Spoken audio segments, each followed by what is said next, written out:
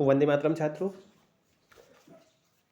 कक्षा 10 सामाजिक क्लास दूसरी आज लेकर के आए हम बहुविकल्पीय प्रश्न जो कि महत्वपूर्ण है आपकी वार्षिक परीक्षा में, बोर्ड परीक्षा में 1 नंबर में पूछे जाने वाले अंक हैं, जिसका हमें जस्ट 1 ही अंक प्राप्त होता है अगर हमारा सही जाता है।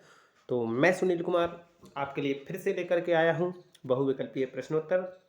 तो इससे पहले हमारे हाई स्कूल स्टडी चैनल को सब्सक्राइब कर लीजिएगा, जो लाल में लिखा है सब्सक्राइब उस पर दबाइए और ऑल नोटिफिकेशन पर भी क्लिक कर दीजिए, ताकि आपको पल पल की खबर हमारे हर वीडियो की मिलती रहे। तो हम आप लोगों के लिए चलते हैं, नेक्स्ट क्लास लेके चलते हैं, जिसमें हमारा पहला क्वेश्चन क्या है तो देखते हैं हम लोग। निम्नलिखित में पहला जो क्वेश्चन है इसमें है, निम्नलिखित में से किस देश का क्रमांक मानव विकास सूचांक में भारत से ऊंचा है। तो इसमें देखेंगे हम लोग सबसे ज़्यादा ऊंचा मानव विकास सूचांक किसका है। तो इसमें से विकल्प दिए गए हैं आपके लिए 4, जो है पाकिस्तान, नेपाल, बांग्लादेश और श्रीलंका। तो हम लोग चलते हैं, इसका जो राइट आंसर है, राइट आंसर होता है इसका श्रीलंका। ठीक है छात्रों, इसका सही आंसर क्या हुआ? श्रीलंका। क्या है इसका आंसर? है श्रीलंका। यानी भारत से सबसे ज़्यादा मानव विकास सूचांक किस इसका है? इनमें से है श्रीलंका का। अब हम लोग चलते हैं दूसरे क्वेश्चन की ओर। दूसरा क्वेश्चन क्या कहता है? दूसरा क्वेश्चन कह रहा है, केरल में शिशु मृत्यु दर कम है। केरल में शिशु मृत्यु दर कम है, इसके लिए निम्नलिखित में से कौन सा कारण नहीं है। यानी केरल की जो शिशु मृत्यु दर है वो कम है, यानी यहाँ पर शिशुओं की जो 1 वर्ष के अंतर में शिशु होते हैं उनकी मृत्यु कम होती है। तो इसका कारण क्या है? तो इसमें पहला विकल्प दिया गया है आपके लिए, जो पहला विकल्प कह रहा है, यहाँ आधारभूत स्वास्थ्य तथा शैक्षिक सुविधाओं का पर्याप्त प्रावधान है। यानी यहाँ पे जो स्वास्थ्य सुविधाएं हैं, चिकित्सालय हैं, सरकार के द्वारा जो स्वास्थ्य सेवाएं दी गई हैं, टीकाकरण है, ये भरपूर मात्रा में होता है। और यहाँ के जो लोग हैं वो शिक्षित हैं, यहाँ पर शिक्षा के लिए भी सुविधाएं प्राप्त की गई हैं। दूसरा विकल्प कह रहा है, वहाँ की प्रति व्यक्ति आय अधिकतम है। तो ऐसा तो हो नहीं सकता है कि प्रति व्यक्ति आय अधिक हो और वो अपने परिवार के स्वास्थ्य पर किसी भी प्रकार का ध्यान नहीं दे रहा है।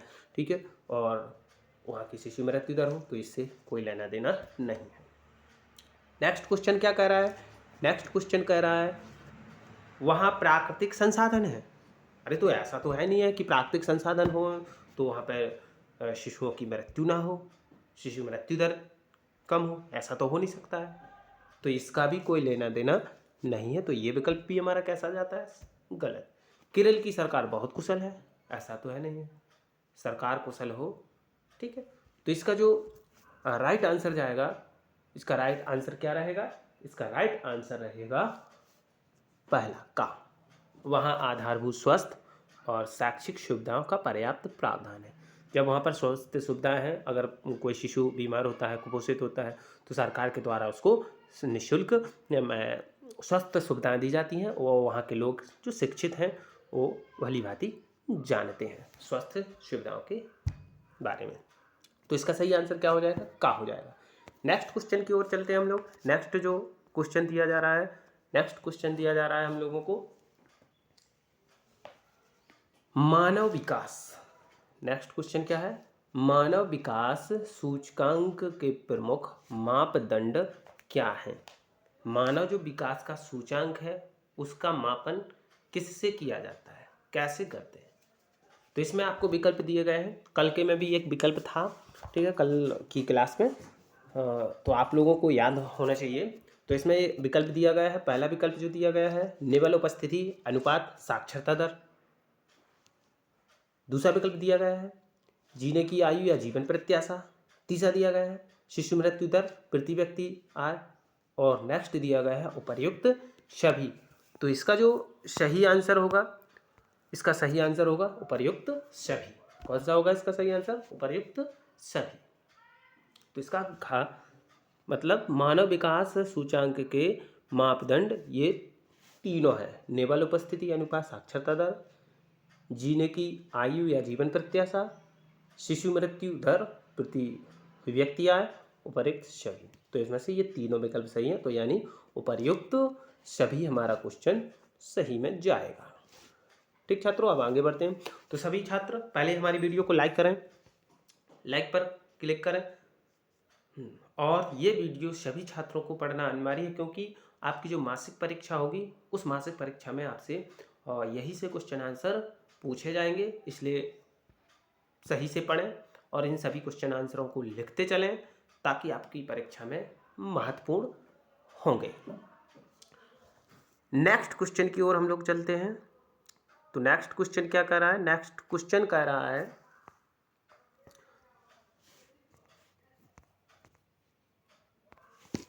देश में उत्पादित वस्तुओं और सेवाओं का कुल मूल्य तथा विदेशों से प्राप्त शुद्ध आय के जोड़ को क्या कहा जाता है?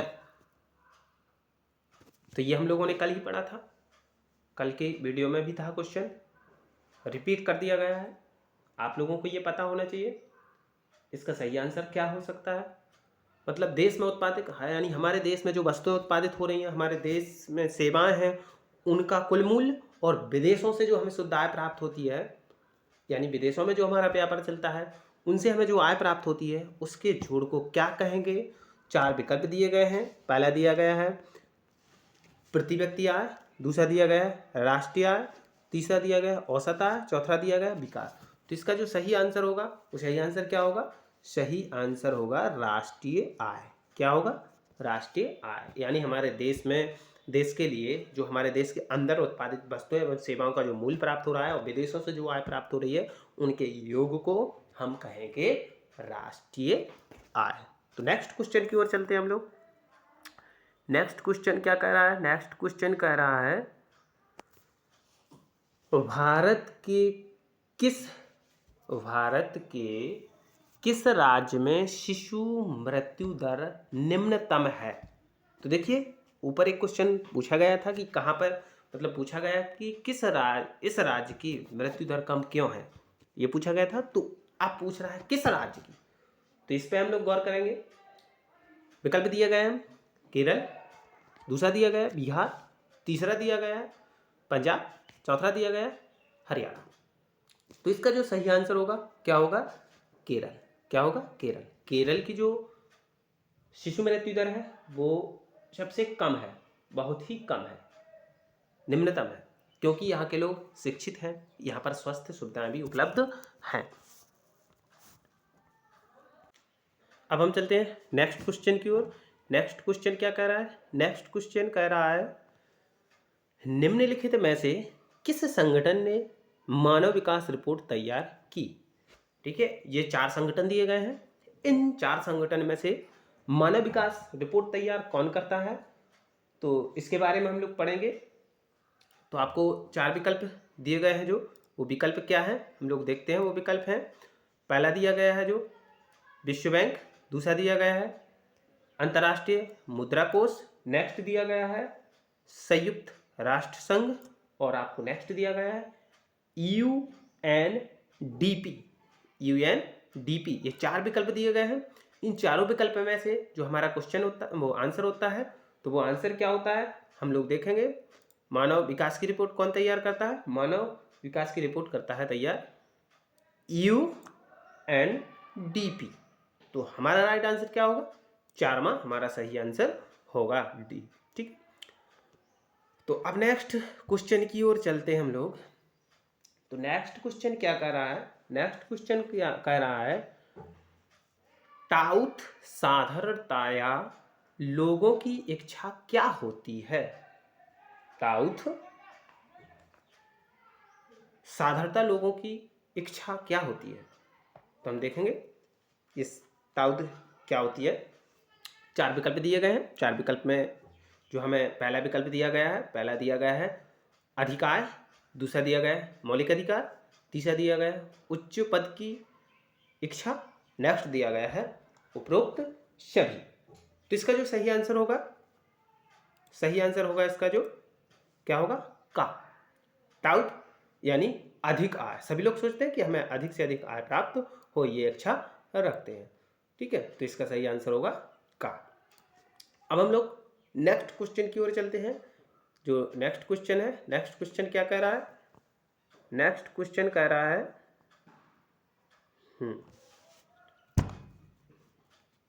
निम्नलिखित में से किसे औसत आय भी कहा जाता है।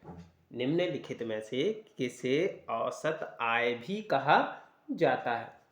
तो हम देखेंगे 4 विकल्प दिए गए। राष्ट्रीय आय को, ये तो हो ही नहीं सकता, राष्ट्रीय आय को औसत आय कैसे कहते हैं। पढ़ाते समय मैंने बताया है, औसत आय निकाल के भी बताया है, औसत आय का सूत्र भी बताया है कि औसत आय का सूत्र क्या होता है।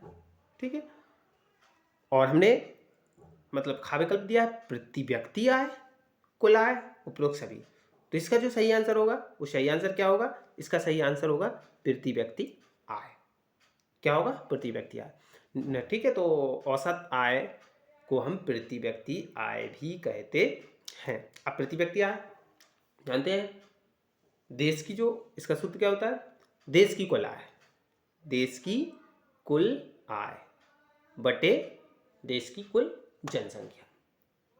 तो ये क्या निकल आएगा, औसत आय निकल आएगी। ठीक, अब हम लोग नेक्स्ट क्वेश्चन की ओर चलते हैं।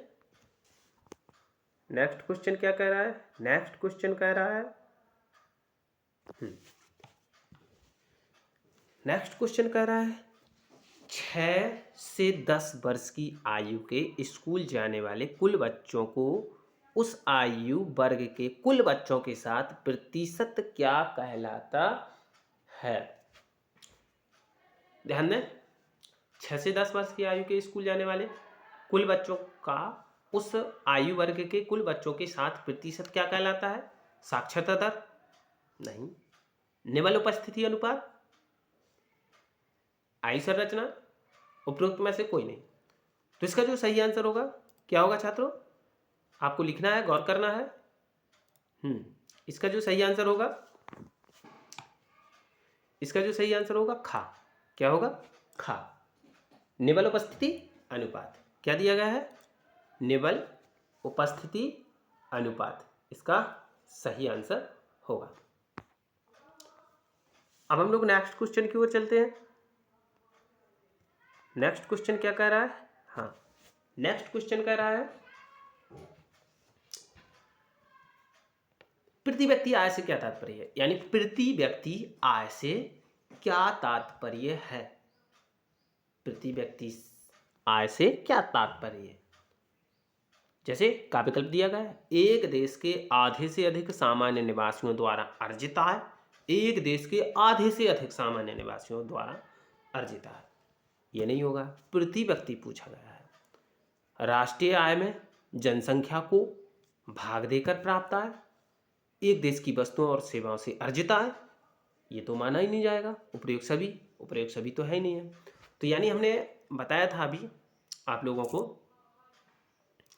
और बताया था कि जो औसत आय होती है क्या होती है, जो औसत आय होती है क्या होती है, औसत आय। औसत आय बराबर हमने क्या कहा था, राष्ट्रीय आय, राष्ट्रीय आय बटे जनसंख्या, राष्ट्रीय आय बटे जनसंख्या, यानी देश की आय में जनसंख्या से हम भाग देते हैं, वो कहलाती है क्या, राष्ट्रीय आय कहलाती है। तो इसका सही आंसर क्या होगा, इसका सही आंसर होगा राष्ट्रीय आय में जनसंख्या से भाग देकर प्राप्त आय। तो इसका सही आंसर क्या हो जाएगा, खा इसका सही आंसर हो जाएगा। हमने प्रति व्यक्ति आय समझाया ही था सूत्र के अनुसार आप लोगों को, और मैंने एक एग्जाम्पल भी लिया था कि एक परिवार में 5 सदस्य हैं। एक परिवार में कितने सदस्य हैं, एक परिवार में 5 सदस्य हैं, जिनमें से एक 500 रुपये कमाता है, एक 400 रुपये कमाता है, एक 300 रुपये कमाता है और एक 200 रुपये कमाता है, एक 100 रुपये कमाता है। 5 लोग हो गए, क्या हो गए, 5 लोग हो गए। इन पांचों लोगों की आय कैसी है? अलग अलग। अब जोड़ेंगे हम 5 4 9 9 और 1 10 10 और 3 13 और 2 15, यानी कितना? 1500 रुपये। अब उस परिवार के लोगों की सभी की आय अलग अलग है। अगर हम उस परिवार की औसत आय यानी प्रति व्यक्ति आय निकालें तो कैसे निकालेंगे? यानी हम इस परिवार की पहले कुल आय देखेंगे। तो इस परिवार की कुल आय कितनी हुई? 5 5 10 5 1500 रुपये। कितनी हुई? 1500 रुपये। अब ये कितने लोग हैं? 5 लोग। हम इस कुल, मान लीजिएगा ये देश की आय है, यानी परिवार की आय है, देश की आय है, मान लीजिए 1500 रुपये हो गए। जनसंख्या कितनी है? 5। हम 5 से भाग देंगे। 5 तिया 15, 5 तिया 15, कितने जीरो? 2 जीरो बचे।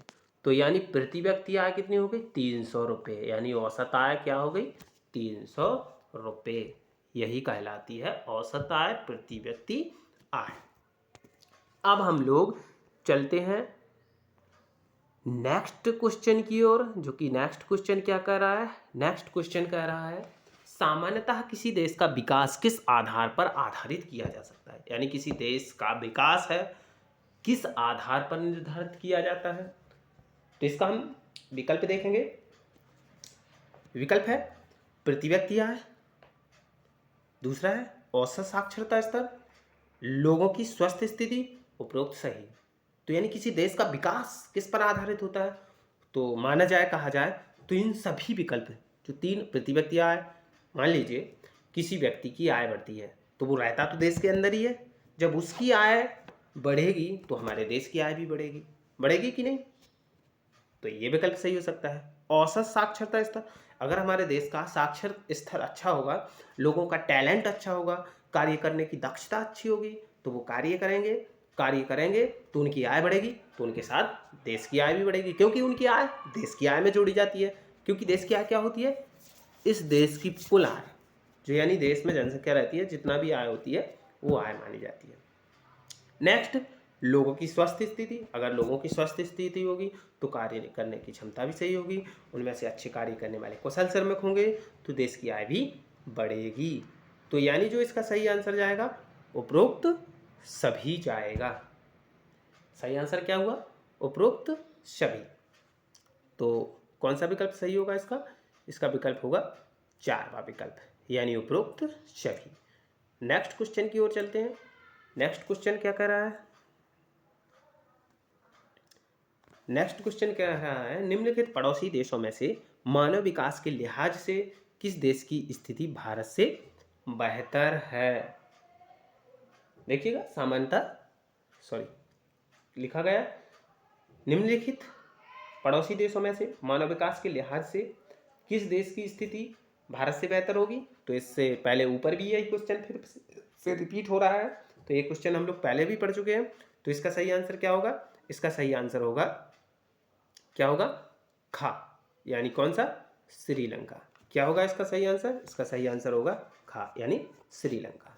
ठीक है, अब नेक्स्ट क्वेश्चन की ओर चलते हैं हम लोग।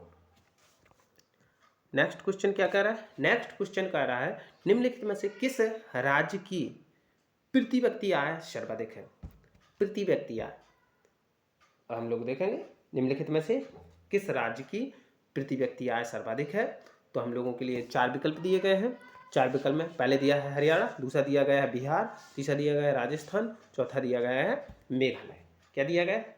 मेघालय। तो इनमें से सबसे अधिक आय प्रति व्यक्ति किसकी है? तो इसका सही आंसर जाएगा क्या? हरियाणा। क्या जाएगा? सही आंसर जाएगा हरियाणा, यानी हरियाणा के लोगों की प्रति व्यक्ति आय अधिक है। क्या है? अधिक है। ठीक है, नेक्स्ट क्वेश्चन की ओर चलते हैं। तो नेक्स्ट क्वेश्चन क्या कह रहा है? हाँ, नेक्स्ट क्वेश्चन कह रहा है, इसको बड़ा कर लेंगे थोड़ा।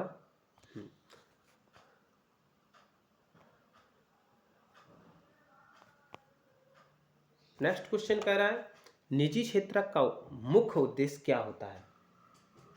निजी क्षेत्र का मुख्य उद्देश्य क्या होता है? यानी जो निजी क्षेत्रक हैं और जो कार्य क्षेत्रकों को बांटा गया है, स्वामित्व के आधार पर बांटा गया है। निजी क्षेत्र यानी सार्वजनिक होता है एक, तो हम इनमें से देखेंगे जो निजी क्षेत्रक होता है इस निजी क्षेत्र का उद्देश्य क्या होता है, तो हम लोग पढ़ेंगे लोक कल्याण करना, अधिक से अधिक लाभ अर्जित करना, जन सुविधाओं को उपलब्ध कराना, उपर्युक्त सभी। तो देखिए हम लोगों ने ये तो सभी जानते ही हैं कि जो निजी क्षेत्रक होते हैं यानी जो निजी मालिक होता है वह क्या चाहता है, पहले तो यही चाहता है कि अधिक से अधिक लाभ अर्जित करना होता है। क्या करना होता है, अधिक से अधिक।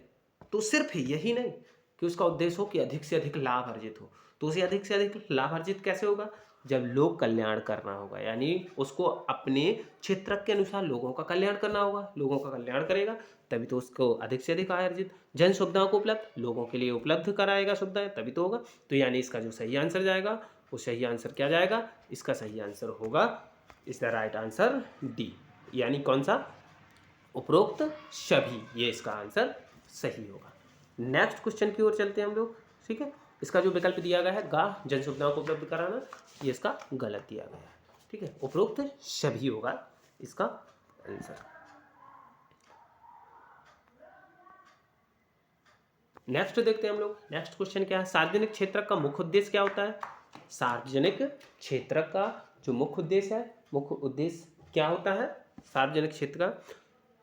सार्वजनिक क्षेत्र का मुख्य उद्देश्य पहला है व्यापार के माध्यम से धन कमाना, जन सुविधाओं और लोक कल्याण करना, अधिक से अधिक लाभ अर्जित करना, उचित कीमत पर वस्तुओं को उपलब्ध कराना। तो इसका क्या होगा सही आंसर, सार्वजनिक क्षेत्र का जन सुविधा और लोक कल्याण करना, ये दिया गया है। ठीक है, इनके जो विकल्प दिए गए हैं वो गलत दिए गए हैं। ठीक है, तो अब नेक्स्ट हम लोग देखेंगे, नेक्स्ट क्वेश्चन देखेंगे। नेक्स्ट क्वेश्चन क्या कह रहा है, नेक्स्ट क्वेश्चन कह रहा है सार्वजनिक और निजी क्षेत्र किस आधार पर विभाजित हैं। सार्वजनिक और निजी क्षेत्र किस आधार पर विभाजित हैं, यानी कार्य क्षेत्रकों को दो भागों में बांट दिया गया है, सार्वजनिक क्षेत्र, निजी क्षेत्र। तो इनको हम बताएंगे कि किन आधारों पर बांटा गया है। तो इसमें दिया गया पहला विकल्प रोजगार की शर्तों पर, आर्थिक गतिविधि के स्वभाव, उद्यमों के स्वामित्व, उद्यम में नियोजित श्रमिकों की संख्या। तो यानी इसका जो सही आंसर होगा, इसका सही आंसर क्या होगा, उद्यमों के स्वामित्व।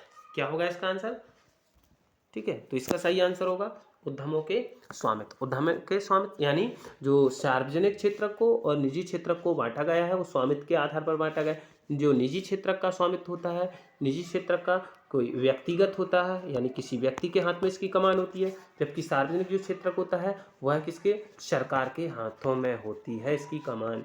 ठीक है, किसके, सरकार के हाथों में इसका स्वामित्व यानी स्वामी होती है सरकार। तो नेक्स्ट क्वेश्चन की ओर हम लोग चलते हैं। नेक्स्ट क्वेश्चन क्या कह रहा है, सकल घरेलू उत्पाद के पदों में वर्ष 2013-14 के बीच, 2013-14 के बीच तृतीयक क्षेत्र की हिस्सेदारी ... प्रतिशत है। तो कितने प्रतिशत है, इसका सही आंसर क्या होगा, 50 से 60। कितनी, 50 से 60%, यानी इसका आंसर ठीक होगा। अब नेक्स्ट क्वेश्चन की ओर चलते हैं हम लोग। नेक्स्ट क्वेश्चन क्या कह रहा है, नेक्स्ट क्वेश्चन कह रहा है भारत में, छोटा कर लेते हैं दिखाई नहीं दे रहा है,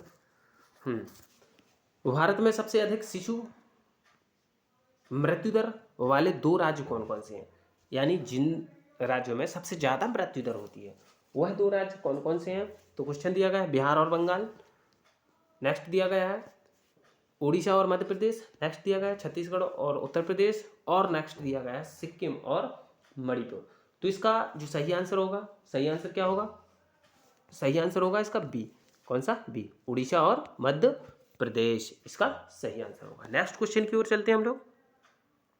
नेक्स्ट क्वेश्चन क्या है, भारत में लगभग कितने, इसका नेक्स्ट क्वेश्चन क्या है, भारत में लगभग कितने प्रतिशत ग्रामीण परिवार छोटे और सीमांत किसानों की श्रेणी में आते हैं। तो ये देखना है हम लोगों को। तो हमने कक्षा 9 की किताब में पालमपुर की कहानी में वैसे एक पार्ट की एक काल्पनिक कहानी के माध्यम से पढ़ा था कि हमारे जो भारत में किसान है, ग्रामीण और छोटे परिवार सीमांत किसान है, वो कितने हैं, इसका सही आंसर है गा। क्या है, गा, यानी 80% है। नेक्स्ट क्वेश्चन की ओर चलते हैं हम लोग। नेक्स्ट क्वेश्चन क्या कर रहा है, हाँ, 2005 के अंतर्गत उन सभी लोगों जो काम करने में सक्षम है और जिन्हें काम की ज़रूरत है को सरकार द्वारा वर्ष में कितने दिन के रोजगार की गारंटी की गई थी? तो हाँ, इन पे हम गौर करेंगे। आपने पढ़ा है रोजगार गारंटी अधिनियम, महात्मा गांधी रोजगार गारंटी अधिनियम 2005 की बात की जा रही है, मनरेगा की बात की जा रही है। तो हमें पहले क्वेश्चन को समझना है कि क्वेश्चन क्या पूछ रहा है। तो इसमें महात्मा गांधी रोजगार गारंटी अधिनियम के तहत प्रत्येक व्यक्ति को कितने दिन का काम दिया गया था? तो इसका सही आंसर होगा खा, यानी 100 दिन। 100 दिन के रोजगार की गारंटी दी गई थी। नेक्स्ट क्वेश्चन की ओर हम लोग चलते हैं। तो नेक्स्ट क्वेश्चन क्या है? राष्ट्रीय ग्रामीण रोजगार गारंटी अधिनियम निम्नलिखित में से किस वर्ष में लागू किया गया था? राष्ट्रीय ग्रामीण रोजगार गारंटी अधिनियम किस वर्ष लागू किया गया था? तो इसमें लिखा ही रहता है, उसके पीछे क्या लगा रहता है? 2005। राष्ट्रीय रोजगार गारंटी अधिनियम 2005। तो इसका भी सही आंसर क्या होगा? खा, 2005। अब हम लोग नेक्स्ट क्वेश्चन, ठीक है, बहुत आधे घंटे में हम लोग सभी को समाप्त करते हैं। तो देखते हैं कुछ और हमारे क्वेश्चन हैं। नेक्स्ट क्वेश्चन क्या है? निम्नलिखित में से किसे प्रच्छन्न रोजगार के नाम से जाना जाता है? तो हमें ये प्रच्छन्न रोजगार के बारे में भी आप लोगों को पढ़ा चुके हैं, ठीक है। तो इसमें 4 विकल्प दिए गए हैं: अति रोजगार, नियमित रोजगार, अल्प रोजगार, अनियमित रोजगार। तो इसका जो सही आंसर होगा वो सही आंसर क्या होगा? अल्प रोजगार। क्या होगा? अल्प रोजगार, यानी गा इसका सही आंसर होगा। गा क्या होगा? गा, अल्प रोजगार। नेक्स्ट क्वेश्चन की ओर चलते हैं हम लोग। नेक्स्ट क्वेश्चन, जीडीपी क्या है? जीडीपी क्या है? ठीक है, तो इसका जीडीपी है जो, इसमें 4 विकल्प दिए गए हैं: सकल दैनिक उत्पाद, सकल घरेलू ऊर्जा, सकल घरेलू उत्पाद, एंड दिया गया है विशाल घरेलू उत्पाद। तो इसका जो सही आंसर होगा वो सही आंसर क्या होगा? सही विकल्प होगा गा। क्या होगा? इसका सही विकल्प होगा गा, सकल घरेलू उत्पाद। अब हम लोग नेक्स्ट क्वेश्चन की ओर चलते हैं। दिया गया है, कौन सा क्षेत्रक सबसे अधिक रोजगार देता है? कौन सा क्षेत्रक सबसे अधिक रोजगार देता है? प्राथमिक क्षेत्रक, द्वितीय क्षेत्रक, तृतीय क्षेत्रक, उपरोक्त सभी। तो इसमें सबसे ज़्यादा रोजगार देता है प्राथमिक क्षेत्रक, क्योंकि कृषि के अंतर्गत सबसे ज़्यादा अधिक, यानी 80% लोग ऐसे हैं जो कि कृषि में संलग्न हैं। तो यानी सबसे ज़्यादा रोजगार कौन देता है? कृषि क्षेत्रक, यानी प्राथमिक क्षेत्रक देता है, क्योंकि प्राथमिक क्षेत्रक पर द्वितीय क्षेत्रक और तृतीय क्षेत्रक तीनों क्षेत्रक निर्भर हैं, इसलिए इसे माना जाता है सबसे पहले रोजगार देने में। नेक्स्ट क्वेश्चन, महात्मा गांधी राष्ट्रीय ग्रामीण रोजगार गारंटी अधिनियम निम्नलिखित में से किस वर्ष लागू किया गया था? अब हम लोगों को महात्मा गांधी, उसके पीछे लिखा ही रहता है, अभी भी पढ़ा है तुमने, महात्मा गांधी राष्ट्रीय रोजगार गारंटी अधिनियम 2005 लिखा रहता है ना विकल्प के पीछे। तो इसका सही आंसर क्या होगा? इसका सही आंसर होगा हाँ, 2005। ठीक है, याद रखना, महात्मा गांधी राष्ट्रीय ग्रामीण रोजगार गारंटी अधिनियम, ठीक है, 2005। अब इसके बाद हम लोग नेक्स्ट क्वेश्चन देखते हैं। नेक्स्ट क्वेश्चन क्या कह रहा है? नेक्स्ट क्वेश्चन कह रहा है, हाँ, नेक्स्ट क्वेश्चन क्या रहा है? अर्थव्यवस्था के सार्वजनिक तथा निजी क्षेत्रक, अर्थव्यवस्था के सार्वजनिक तथा निजी क्षेत्रक निम्नलिखित में से किस आधार पर विभाजित किए गए? हाँ, किस आधार पर? अभी ये क्वेश्चन हुआ है, ठीक है, फिर से दोबारा रिपीट हुआ है। तो इसका आंसर क्या हुआ? तो किस आधार पर बटे होते हैं? उद्यमों के स्वामित्व, यानी स्वामियों के आधार पर। किसके आधार पर? स्वामियों के आधार पर। यानी जो सार्वजनिक क्षेत्र होता है इसका स्वामी क्या होती है? सरकार होती है। क्या होती है? सरकार। निजी क्षेत्र का कोई निजी व्यक्ति। कौन होता है? निजी व्यक्ति होता है। नेक्स्ट क्वेश्चन पर चलते हैं हम लोग। नेक्स्ट क्वेश्चन क्या कर रहा है? एक वस्तु क्या कर रहा है? एक वस्तु का अधिकांशतः प्राकृतिक प्रक्रिया से उत्पाद कहा जाता है। एक वस्तु का अधिकांशतः प्राकृतिक प्रक्रिया से उत्पाद क्या कहलाता है? यानी प्राथमिक प्रकृति से जो वस्तु प्राप्त होती है उसको किस में रखते हैं हम? प्राथमिक क्षेत्र में, द्वितीय क्षेत्र में, तृतीय क्षेत्र में, या सूचना प्रौद्योगिकी में। तो इसको हम रखते हैं किस में? इसका सही आंसर क्या होगा? प्राथमिक क्षेत्र में, क्योंकि प्राथमिक क्षेत्र को कृषि क्षेत्र भी कहा जाता है, खनन भी कहा जाता है, मत्स्य पालन, पशुपालन, ठीक है, प्रकृति से संबंधित जो उत्पादन होते हैं इन सभी को हम किस में रखते हैं? प्राथमिक क्षेत्र के अंतर्गत रखते हैं। तो इसका सही आंसर क्या होगा? प्राथमिक क्षेत्र होगा। अब हम लोग चलते हैं नेक्स्ट क्वेश्चन की ओर। किसकी ओर चलते हैं हम लोग? अब नेक्स्ट क्वेश्चन की ओर चलते हैं। तो नेक्स्ट क्वेश्चन क्या कर रहा है? नेक्स्ट क्वेश्चन है, वैश्वीकरण का एक बुरा प्रभाव कौन सा है? वैश्वीकरण का एक बुरा प्रभाव कौन सा है? हाँ, गौर करिए क्वेश्चन पर। विकल्प दिए गए हैं 4। पहला विकल्प जो दिया गया है, क्या दिया गया है? बढ़ती प्रतियोगिता व छोटे निर्माताओं को हानि, प्रौद्योगिकी का विकास, परिवहन का विकास, औद्योगिक विकास। तो विकास के कारण तो वैश्वीकरण पर बुरा प्रभाव पड़ेगा ही नहीं। किसके कारण? बढ़ती प्रतियोगिता व छोटे निर्माताओं को हानि, इससे क्या है? वैश्वीकरण पर प्रभाव पड़ा है। तो सही आंसर क्या होगा? का इसका सही आंसर होगा। अब हम लोग नेक्स्ट क्वेश्चन की ओर चलते हैं। नेक्स्ट क्वेश्चन क्या कर रहा है? हाँ, देखते हैं हम लोग। नेक्स्ट क्वेश्चन की ओर चलते हैं हम लोग। नेक्स्ट क्वेश्चन क्या कर रहा है? विश्व के 26 देशों में प्रसार के साथ विश्व की सबसे बड़ी मोटर गाड़ी निर्माता कंपनी फोर्ड मोटर्स भारत में कब आई? हाँ, देखिए ध्यान दीजिए, जो हमारे विश्व में यानी 26 देशों में प्रसार हुआ है मोटर गाड़ी, सबसे बड़ी मोटर गाड़ी फोर्ड कंपनी, ठीक है, तो ये हमारे भारत में कब आई थी? हाँ, गौर करिएगा, इसका सही क्वेश्चन दिए गए हैं, 4 विकल्प दिए गए हैं। 1992 और 1992 दिया गया है, और 1994 दिया गया है, 1995 दिया गया है, 1997 दिया गया है। हाँ, तो इसका सही आंसर क्या होगा? इसका सही आंसर होगा 1995। क्या है? 1995। ठीक है, नेक्स्ट चलते हैं हम लोग अगले क्वेश्चन की ओर। ठीक, हाँ, वर्ष 2017 तक फोर्ड मोटर्स ने भारतीय बाजारों में कितनी कारें बेची? 1995 में आ गई थी, तो 1995 से 2017 तक हमारे भारतीय बाजार में फोर्ड कंपनी ने कितनी कारें बेची? विकल्प 4 दिए गए हैं। कितने भी दिए गए? 4 विकल्प में पहला दिया गया है 25,000, नेक्स्ट दिया है 88,000, नेक्स्ट दिया है 30,000, और नेक्स्ट दिया है 32,000। तो इसका जो सही आंसर है क्या होगा? इसका सही आंसर होगा 88,000। कितने? 88,000। ठीक है, फोर्ड ने 2017 तक हमारे भारत में 88,000 कारें बेची थी। नेक्स्ट क्वेश्चन क्या है? नेक्स्ट क्वेश्चन की ओर चलते हैं। अमेरिका के सकल घरेलू उत्पाद में कृषि का हिस्सा कितना है? अमेरिका के सकल घरेलू उत्पाद में कृषि का हिस्सा कितना है? ठीक है, तो विकल्प दिए गए आपको 4। पहला दिया 1%, 2%, 3%, 5%। तो देखिए, कृषि के क्षेत्र में अमेरिका का 1%। कितना है? 1%। कितना? 1% हिस्सा है। नेक्स्ट क्वेश्चन की ओर चलते हैं हम लोग। नेक्स्ट क्वेश्चन क्या है? निम्नलिखित में से किस क्षेत्र के ने भारत में वैश्वीकरण के कारण लाभ नहीं उठाया है?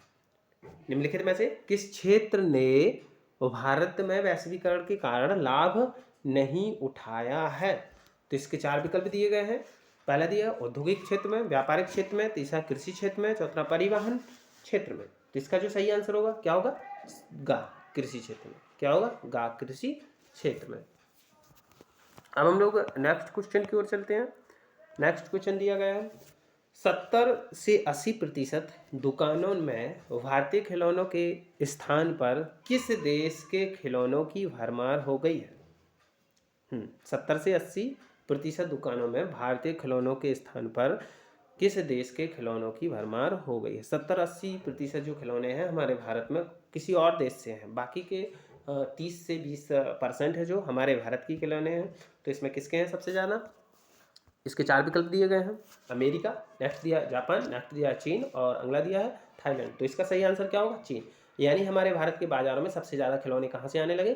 चीन से, जो कि 70 से 80%। ठीक है, नेक्स्ट क्वेश्चन की ओर चलते हैं। नेक्स्ट क्वेश्चन है भारत में लघु उद्योगों में कितने लोग कार्यरत हैं? 4 विकल्प दिए गए हैं। पहला 1.39 करोड़, दूसरा दिया है लगभग 2 करोड़, नेक्स्ट दिया है 2.32 करोड़, नेक्स्ट दिया है 2.59 करोड़। ठीक है, तो इसका सही आंसर क्या होगा? लगभग 2 करोड़। कितना है? लगभग 2 करोड़। भारत के जो लघु उद्योग हैं उसमें 2 करोड़ लोग कार्यरत हैं। नेक्स्ट क्वेश्चन क्या कर रहा है? निम्नलिखित में से कौन सी भारतीय कंपनी बहुराष्ट्रीय कंपनी के रूप में उभर चुकी है? निम्नलिखित में से कौन सी भारतीय कंपनी बहुराष्ट्रीय कंपनी के रूप में उभर चुकी है? तो इसका जो सही आंसर, यानी 4 विकल्प दिए गए हैं, Asian paints, Ranbaxy, Tata Motors, उपरोक्त सभी। तो इसका जो सही आंसर होगा क्या होगा, उपरोक्त सभी, यानी ये तीनों कंपनियां ही भारत की बहुराष्ट्रीय कंपनी के नाम से जानी जाती हैं। नेक्स्ट देखेंगे हम लोग, नेक्स्ट क्वेश्चन क्या है। नेक्स्ट क्वेश्चन कह रहा है भारत सरकार ने उदारीकरण की प्रक्रिया किस वर्ष प्रारंभ की थी। किस वर्ष प्रारंभ की थी, 1991 में, 1993 में, 1995 में, 1997 में। तो इसका सही आंसर क्या होगा, 1991 में, यानी का इसका सही आंसर होगा। ठीक है, उदारीकरण की प्रक्रिया भारत में किस वर्ष प्रारंभ हुई थी, 1991 में। नेक्स्ट क्वेश्चन की ओर चलते हैं। नेक्स्ट क्वेश्चन क्या कर रहा है, नेक्स्ट क्वेश्चन कह रहा है अमेरिकी बहुराष्ट्रीय कंपनी कारगिल फूड्स ने कौन सी भारतीय कंपनी को खरीदा है। कौन सी कंपनी को खरीदा है, यानी अमेरिका की जो बहुराष्ट्रीय कंपनी है हमारे भारत की कंपनी को खरीद लिया है, वो कौन सी कंपनी है। नेक्स्ट, हाँ चलिए, 4 विकल्प दिए गए हैं। 4 विकल्पों में से पहला विकल्प दिया है कैंपा कोला कंपनी, दूसरा परख फूड्स, तीसरा दिया गया है रैनबैक्सी, चौथा दिया है एशियन पेंट्स। तो कौन सी कंपनी को खरीदा है, परख फूड्स को। कौन सी, परख फूड्स को खरीदा है अमेरिका बहुराष्ट्रीय कंपनी ने भारत की कंपनी को। हाँ, नेक्स्ट क्वेश्चन की ओर चलते हैं। नेक्स्ट क्वेश्चन क्या कह रहा है, नेक्स्ट क्वेश्चन है घरेलू बाजार में बहुराष्ट्रीय कंपनियों का आगमन किसके लिए हानिकारक सिद्ध हो गया। घरेलू बाजार में बहुराष्ट्रीय कंपनियों का आगमन किसके लिए हानिकारक हो गया। 4 विकल्प दिए गए हैं, इसमें से 4, पहला है बड़े पैमाने पर उत्पादक, दूसरा है घरेलू उत्पादक, तीसरा है कम गुणवत्ता वाले घरेलू उत्पादक, नेक्स्ट है छोटे पैमाने के उत्पादक। तो इसका जो सही आंसर होगा क्या होगा, सही आंसर है कम गुणवत्ता वाले घरेलू उत्पादक। नेक्स्ट क्वेश्चन की ओर चलते हैं हम लोग। परिसंपत्ति जैसे, नेक्स्ट क्वेश्चन है हमारा, परिसंपत्तियों जैसे भूमि है, भवन है, मशीन है और अन्य उपकरणों की खरीद में व्यय की गई मुद्रा को क्या कहते हैं। अगर हम भूमि, ठीक है, व्यापार के लिए किसी वस्तु का उत्पादन करने के लिए भूमि, भवन, मशीन, अन्य उपकरण खरीदेंगे तो जो मुद्रा हम व्यय करते हैं, खर्च करते हैं, उसको किस नाम से जाना जाता है, उसको जाना जाता है निवेश से। किससे, निवेश से। उत्पादन तो होता ही नहीं है, परिसंपत्ति होता ही नहीं है, विवरण होता ही नहीं है, तो इसका सही आंसर क्या है, निवेश। हाँ, नेक्स्ट क्वेश्चन की ओर चलेंगे हम। बहुराष्ट्रीय कंपनियों द्वारा किए गए निवेश को क्या कहते हैं, यानी जो बहुराष्ट्रीय कंपनियां निवेश करती हैं, बहुराष्ट्रीय जो कंपनियां निवेश करती हैं यानी खर्च करती हैं, वो कहाँ करती हैं, दूसरे देशों में, विदेशों में करती हैं। इसलिए हम, वैसे तो हम देखिए कंपनियां जो निवेश करती हैं, खर्च करती हैं, उसे निवेश कहते हैं, लेकिन बहुराष्ट्रीय कंपनियां जब खर्च करेंगी, दूसरे देशों में करेंगी, तो उसे हम क्या कहेंगे, विदेशी निवेश। क्या कहेंगे, विदेशी निवेश। इज द राइट आंसर खा। हम लोग नेक्स्ट विकल्प पर चलते हैं। नेक्स्ट क्वेश्चन क्या है, 2018 तक, क्वेश्चन क्या है, 2018 तक कितने देश विश्व व्यापार संगठन के सदस्य थे। पहला विकल्प 139, दूसरा 164, तीसरा 159, चौथा 169। तो इसका सही आंसर क्या है, 2018 तक जो विश्व व्यापार संगठन के सदस्य थे वह थे 164, यानी इज द राइट आंसर खा। ठीक है, नेक्स्ट विकल्प की ओर चलते हैं हम लोग। नेक्स्ट विकल्प क्या कर रहा है, हाँ, विदेशी व्यापार किसके मध्य होता है, विदेशी व्यापार किसके मध्य होता है। विदेशी व्यापार विकल्प क्या दिए गए हैं, 2 देशों के मध्य, 2 प्रदेशों के मध्य, 2 नगरों के मध्य, 2 गांवों के मध्य। ये कल के मॉडल पेपर में भी हुआ था। इसका आंसर कमेंट में आपको ही खुद को लिखना है कि इसका का है या खा है या गा है या घा है। ठीक है, नेक्स्ट क्वेश्चन की ओर चलते हैं हम लोग। हाँ ठीक है, इसका दिया ही गया है, 2 देशों के बीच उत्तर दिया है आपको। नेक्स्ट करते हैं, विदेशी व्यापार किन के मध्य होता है, विश्व व्यापार संगठन की स्थापना कब हुई। विश्व व्यापार संगठन की जो स्थापना है वो कब हुई, आपको विकल्प दिए गए हैं। ठीक है, 4 विकल्प, कौन कौन सा, 1 जनवरी 1993 में, 1 जनवरी 1995 में, 1 जनवरी 1990 में, 1 जनवरी 1985 में। तो इसका सही जो आंसर होगा 1 जनवरी 1995 95 में इसका आंसर सही होगा। हाँ, नेक्स्ट क्वेश्चन पर चलते हैं हम लोग। नेक्स्ट क्वेश्चन है जो कि आखिरी, ठीक है, नेक्स्ट क्वेश्चन है इस वीडियो का जो आखिरी क्वेश्चन है। अब इस पे चलते हैं हम लोग।